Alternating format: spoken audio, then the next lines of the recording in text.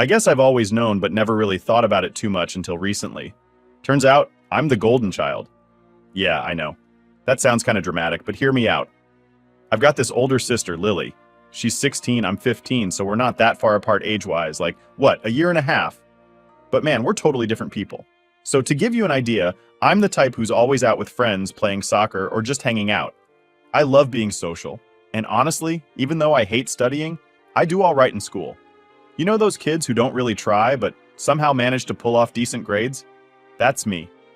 I've always been good with people, teachers included. So even though I mess around a bit, they still like me.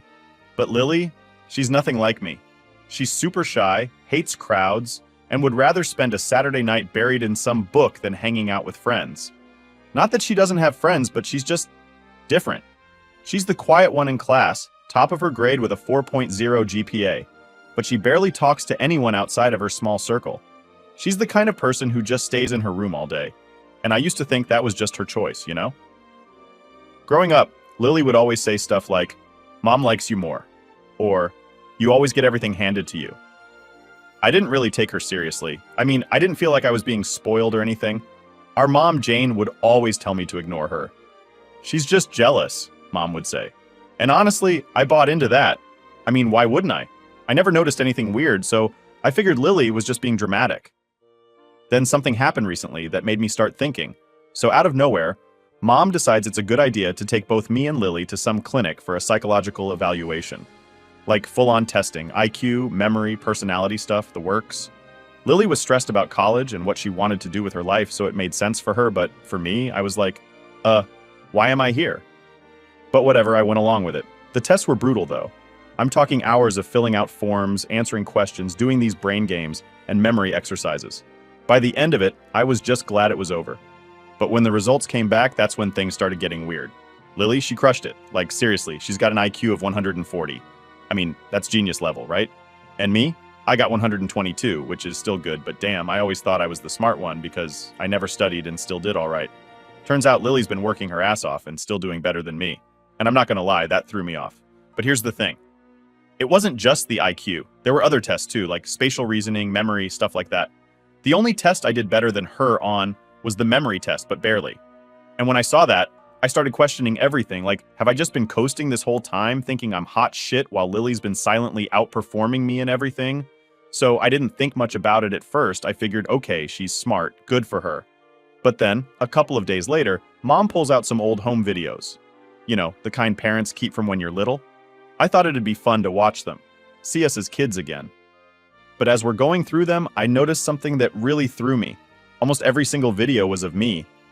Me singing, me dancing, me talking to the camera. Lily? She was barely in any of them. I mean, it's not like she wasn't around. She's in the background sometimes, but the camera was always on me. I asked Mom about it and she shrugged it off, saying Lily didn't like being in front of the camera. But like, she was 1 to 4 years old in most of these videos. What toddler is camera shy? And then I started thinking about birthdays. Man, I had 6 big birthday parties when I was growing up. I'm talking cakes, balloons, the whole deal. But Lily, she had like 3. How the hell did I not notice that before? She's older than me, but somehow I got twice as many birthday parties. It was like everything was starting to click into place. I mean, I always thought I just had a great childhood, and maybe I did, but Lily, she didn't get the same deal. The worst part? I never even realized. There's this one moment that sticks with me. We were watching a video from my middle school graduation, right? The whole family was there cheering me on. But when I asked about Lily's graduation, Mom just said, "Oh, we didn't get any video of that one." I mean, what? How do you forget to record your kid's graduation? That was when I started feeling like maybe Lily was right all along. So now I'm sitting here piecing it all together, and I can't help but feel kind of embarrassed. Like, how did I miss this? How did I go my whole life not noticing that I was the golden child and Lily was, well, not? And what's worse is, I don't know how to bring this up with her. I mean, what do I even say? Hey, sorry I've been the favorite this whole time, and you were right about Mom. I've been avoiding talking to anyone about it.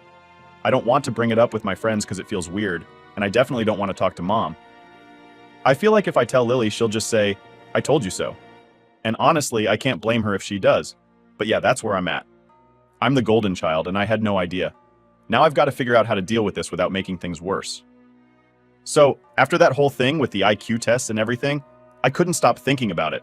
Like, It wasn't just some random thought that crossed my mind and then disappeared. It was stuck there, bothering me all the time, especially after the home videos. It was like this whole other reality hit me, and I couldn't shake it off. The thing is, I hadn't really talked to Lily about any of it yet. I didn't know how to bring it up without sounding like a total jerk, but I also couldn't ignore the feeling that I'd been seeing things completely wrong for years. And you know that feeling when you suddenly realize something and then all of a sudden you start noticing more and more things that back it up? Yeah, that's what happened next. One afternoon, a couple of days after watching the videos, I was chilling in the living room, half watching some random show on Netflix. Mom was in the kitchen, talking on the phone with someone.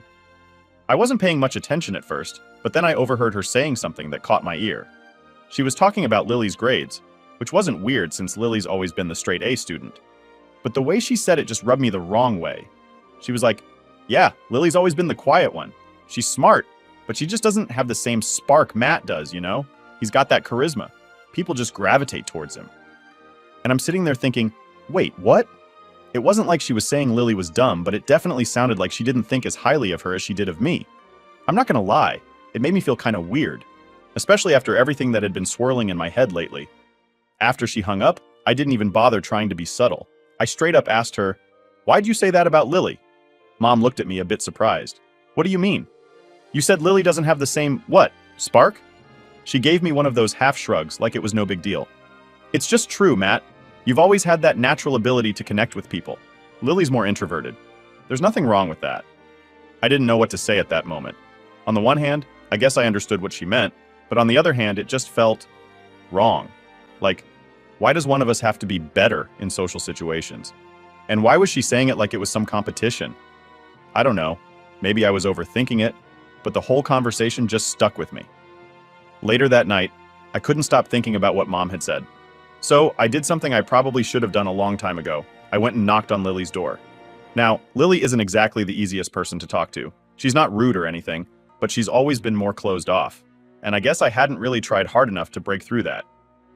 She opened the door, looking a bit confused to see me standing there. What's up? I felt kinda awkward, but I just went for it. Can we talk? She raised an eyebrow, but stepped aside and let me in. Her room was neat, as always, with books stacked on the shelves and her desk super organized. Mine's a mess, so walking into her room always feels like I'm stepping into some parallel universe where people actually have their lives together. I sat down on the edge of her bed and she sat down in her desk chair, spinning it a little. We sat there in silence for a second before I finally spoke. I've been thinking about, well, a lot of stuff lately, about us. Her face was kind of blank, but I could tell she was listening. Like what? I don't know, like how things have been between us, and with Mom. I paused, not sure how to say the next part without sounding like a total idiot. I think I've been, I don't know, blind? Like, I never noticed how Mom treats us differently. Lily didn't say anything for a moment, and I started to think maybe I'd made a mistake bringing it up, but then she let out a small laugh. You're just figuring that out now? Her tone wasn't mean, but it wasn't exactly friendly either. It was more like tired. Like she'd been holding this in for a long time and didn't have the energy to really get into it. I guess so, I said, feeling like an idiot. I honestly never thought about it. Lily shrugged. I'm not surprised. Mom's always liked you more. I've known that for a long time. That hit me harder than I expected. I mean, I knew she probably felt that way, but hearing her say it so matter-of-factly, it kind of stung. Why didn't you ever say anything? I did, she said, looking at me like I'd missed something obvious. A bunch of times. You just didn't listen, or maybe you didn't care. Oof, that hurt. I didn't know what to say to that, so I just sat there feeling like the world's biggest jerk. I'm sorry. Lily sighed and looked down at her hands. It's not like it's your fault. It's not like you asked for it. But yeah, it sucks sometimes. I nodded, not really knowing how to fix this. I didn't realize it was that bad. I thought you were just, being dramatic. She looked up at me, and for the first time in a while, I could see the hurt in her eyes. I wasn't. There was this awkward silence again, and I didn't know what else to say. I felt like I had screwed everything up for years, and now it was all crashing down on me. I'm really sorry, Lily. I should have noticed. I don't know why I didn't. Lily shrugged again, but this time it seemed less dismissive. Like I said, it's not your fault. You can't help how Mom acts. I'm gonna try to be better, I told her, even though it sounded lame coming out of my mouth. I don't want you to feel like this anymore. She didn't respond right away, but eventually she nodded. Thanks. And that was it. We didn't have some big emotional heart-to-heart where everything got fixed, but at least I finally said something. I don't know if it'll change anything, but I guess it's a start. After that, I went back to my room, feeling a weird mix of relief and guilt. I still don't know how to fix everything, but I'm trying to figure it out. And for now, that's the best I can do. So after that talk with Lily, things were weird. Not like completely awkward, but you know when something's just off? Like, you both know something happened, but neither of you is really sure how to act afterward? Yeah, that's how it felt. We were both kind of tiptoeing around each other, trying not to make it more uncomfortable than it already was. But then, all this personal drama got shoved to the back of my mind because of some major school crap that went down. And when I say major, I mean everyone was talking about it. So, let me backtrack a bit. Our school's principal, Mr. Thompson, is this super strict old school guy. You know the type. Always walking around with that stern look like he's just waiting to catch you breaking a rule. But at the same time, people thought he was a decent dude. Fair, even if he was a hard ass. My mom was all buddy-buddy with him because she's on the school board, and they'd worked on a few projects together. Anyway, out of nowhere, rumors started flying around that Mr. Thompson was in deep trouble. At first, no one really knew what was going on. Some kids were saying he got caught with something illegal in his office. Others were saying he was having an affair with one of the teachers. You know how school rumors are. Crazy. But you never know if there's a little bit of truth in them. A couple of days later, things got serious. Mr. Thompson didn't show up for school, and a sub was filling in for him. Teachers were whispering to each other in the hallways, and students were all buzzing about what could have happened. Then, during lunch, the hammer dropped. My buddy Tom came rushing over to our table, practically out of breath, and said, "Dude, Mr. Thompson got fired." Everyone at the table went silent for a second. "Wait, what?" I said, completely shocked. "Yeah, man, he's gone. My sister's a senior, and she heard from one of her teachers that it's something to do with money. Like, he's been stealing from the school or some shit." That hit like a punch to the gut. I mean, I wasn't exactly Mr. Thompson's biggest fan, but still, the guy was the principal. He practically ran the place. The idea that he'd been stealing from the school? It didn't seem real. Tom continued. Apparently, they found a bunch of money missing from school funds, and they think he's been funneling it into some private account for years. Everyone started talking at once. It was like the floodgates had opened, and now the whole table was buzzing with gossip. One person was saying he might get arrested. Another was saying he'd probably leave town. Honestly, I didn't know what to believe, but it was all anyone could talk about for the rest of the day. When I got home, I was still kind of rattled by everything. I mean, it's not every day your principal gets accused of stealing a bunch of money and then disappears. But then, as I walked in the door, I heard Mom on the phone again. This time, I decided to really listen. She was pacing around the kitchen talking in this low, stressed-out voice. "I can't believe this is happening. If this gets out, it could ruin everything. I trusted him." There was a pause, and then she said something that made my stomach drop. No, he has photos. I'm not sure how many, but I can't let them get out. This could destroy my reputation." My brain practically short-circuited. Photos? What was she talking about? I leaned against the wall, trying to process what I was hearing. Was Mom involved in this somehow? Was Mr. Thompson blackmailing her? I mean, yeah, they worked together, but I never thought there was anything shady going on between them. It sounded like some insane conspiracy theory. After she got off the phone, I couldn't keep it in anymore. I walked into the kitchen and straight up asked her, "What was that about?" Mom jumped, not realizing I was there.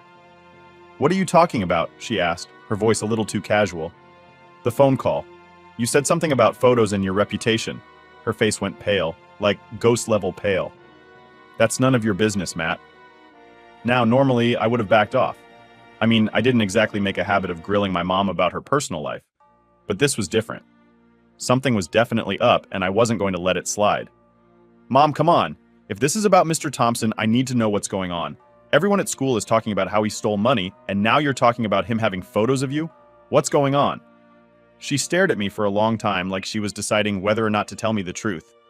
Finally, she sighed and rubbed her temples. "Matt, this is complicated. Mr. Thompson and we were friends. We worked closely together for years. But a long time ago, before you were even in high school, he and I got involved." I swear my brain just shut down for a second. My mom had an affair with Mr. Thompson? That's not something you ever expect to hear. Like, ever. She kept talking, Probably because I was just standing there with my mouth hanging open. It was a mistake, okay? It didn't mean anything and it ended years ago. But apparently, he's been holding on to some old photos from that time. And now, with everything that's happening, he's threatening to use them against me. I didn't know what to say. My brain was doing gymnastics trying to process the fact that my mom, was mixed up in some scandal with our principal. And now this dude was blackmailing her because he got caught stealing money? I finally managed to say, "What are you going to do?" "I don't know," she admitted, looking more stressed than I'd ever seen her. "I have to talk to the school board. I need to get ahead of this before it gets out. But Matt, you can't tell anyone about this. Do you understand?" I nodded, but honestly, I didn't know if I could keep this to myself. I mean, how do you just sit on something like that? This wasn't just some minor drama. This was a full-on scandal. And now my mom was in the middle of it. After that conversation, I went up to my room, my mind racing. Everything was a mess. I didn't know what to think anymore. The whole thing with Lily, the stuff with Mr. Thompson, and now this huge secret about my mom. It felt like my entire world had just been flipped upside down. And the worst part? I had no idea what was going to happen next. So, after the whole thing with Mom and Mr. Thompson, I figured things couldn't really get any crazier, right? I mean, finding out your mom had some shady thing going on with the principal and that she's now tangled up in a scandal? Yeah, that's about as messed up as it gets. Or, at least I thought so. Turns out, there was still more coming. It was maybe a week or so after that conversation when I started noticing that Lily was acting different. And by different, I mean really different. Normally she's super quiet and keeps to herself, which I've always chalked up to her being, introverted or whatever. But lately she was taking it to a whole new level. She was barely coming out of her room. Didn't even come down for dinner most nights. And when she did, it was like she wasn't even there. Just kind of spaced out, eating in silence while staring at her plate. At first I figured maybe she was just going through some normal teenage girl stuff like stress about school or whatever. She's always been more focused on grades and college than I ever was. But then it started to feel off, like more than just stress. It was like she was shutting down completely, and I couldn't ignore it anymore. One night, after dinner, I decided to check on her. Now, I don't usually just pop into Lily's room because, well, she's not exactly the let's talk about our feelings type. But this time I knocked on her door. No answer. I knocked again, louder this time, and still nothing. "Lily?" I called out, feeling kind of weird standing there in the hallway. "You good?" Still nothing. I don't know what made me do it, but I just opened the door. And there she was, sitting on her bed, curled up in this tight little ball with her back against the wall. She had her knees pulled up to her chest, and she was just staring out the window. It was dark outside, so all I could see was her reflection in the glass. Her face looked broken, like she wasn't even there anymore. "Lily?" I said, stepping into the room. She didn't even look at me, didn't move, didn't say a word. Just kept staring out the window like I wasn't there. I walked over and sat down on the edge of her bed, feeling completely out of my depth. I mean, what the hell was I supposed to say? I'm not good with this kind of stuff. Normally I'd make some dumb joke or mess around to lighten the mood, but this didn't feel like the time for that. "You all right?"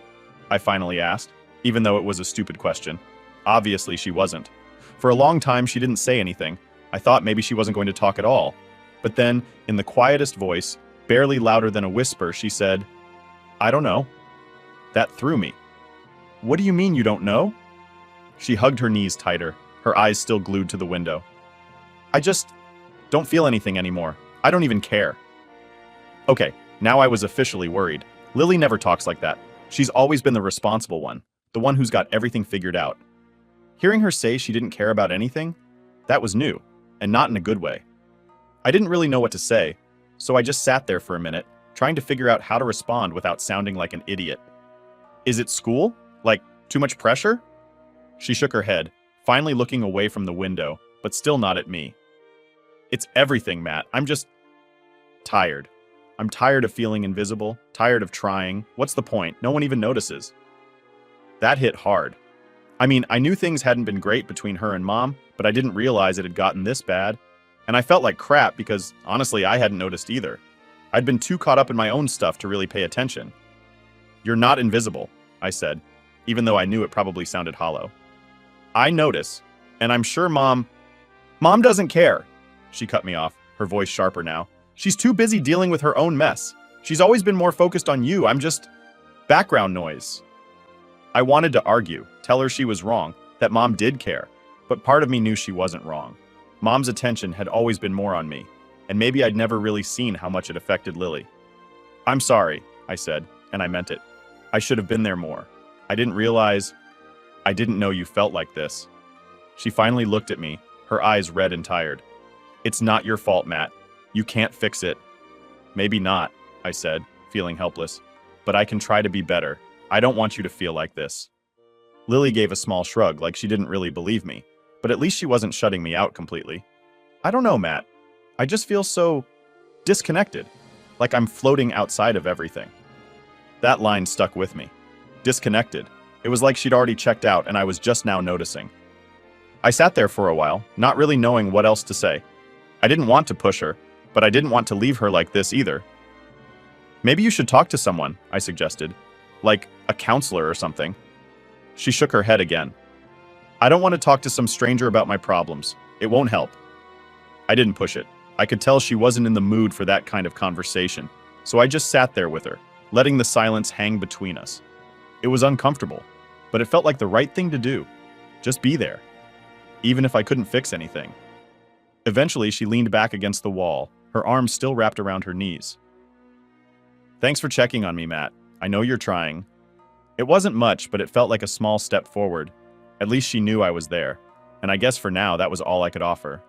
"I'll always be here," I said, feeling kind of cheesy but hoping it meant something. She didn't say anything back, just nodded and went back to staring at the window. I sat there for a bit longer, then finally got up and left her alone. I didn't feel great about it, but at least I knew she wasn't completely shutting me out. As I walked back to my room, I couldn't stop thinking about what Lily had said, about feeling invisible, about not caring anymore. It made me realize that all this time, while I was so caught up in my own world, she'd been drowning and no one had noticed. And now I had no idea how to help her. After everything that happened with Lily, I knew I had to talk to Mom. I mean, I couldn't just sit there and pretend like everything was fine. It wasn't.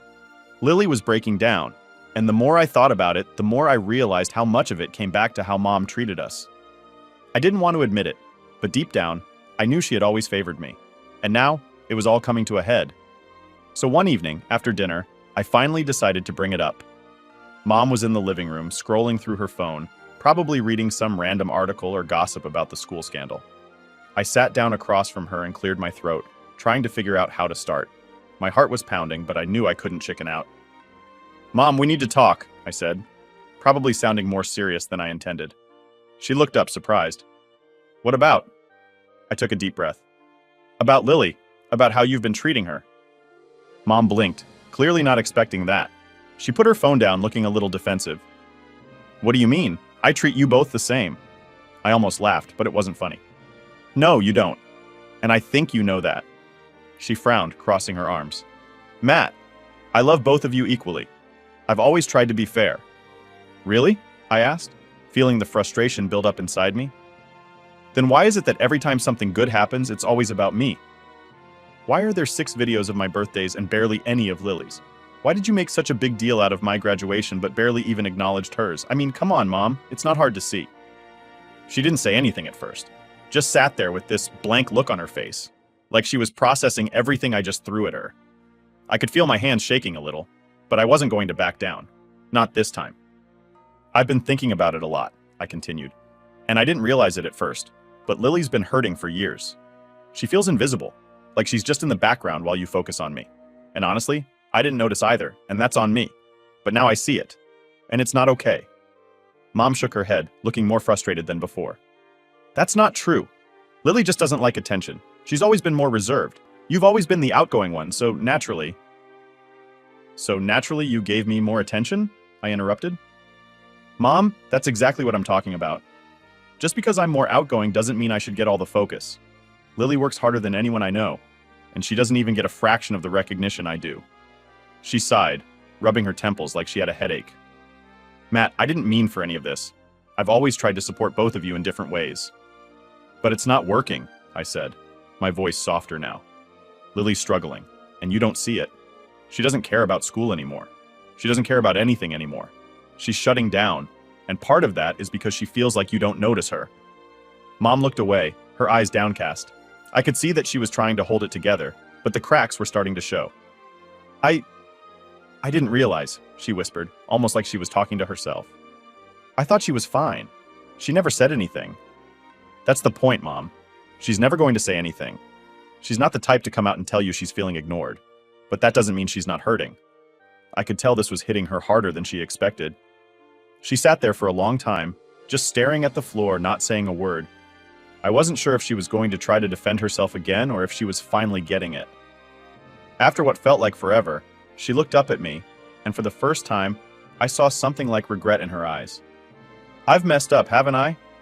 I didn't want to pile on, but I wasn't going to sugarcoat it either.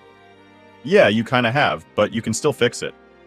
How? She asked, sounding completely lost. What am I supposed to do now?